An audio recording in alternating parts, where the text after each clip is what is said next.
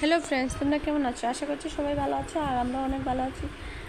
আর আমি এসেছি আমার বাবার বাড়িতে, তাই অনেক দিন হয়ে গেল, যেহেতু আরুষির স্কুল বন্ধ দিয়েছে, তো স্কুল বন্ধ দেওয়ার সঙ্গে সঙ্গে আমি এসে পড়লাম।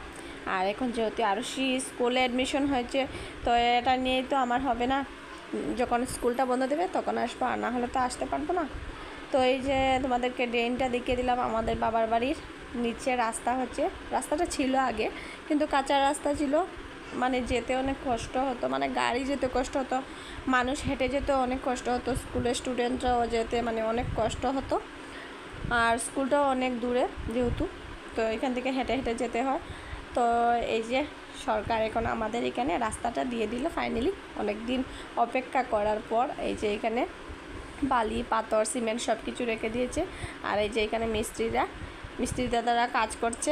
এখানে যেহেতু ড্রেন দেওয়া হবে, আর না হলে জলটা, মানুষের বাড়ির জলটা মানে কোন দিকে যাবে, রাস্তা থেকে উঠে যাবে, তো মানে একটু প্রবলেম হয়, তাই এখানে ড্রেন দেবে। এদিকে ড্রেনটাও কিন্তু অনেক মোটা করে করছে।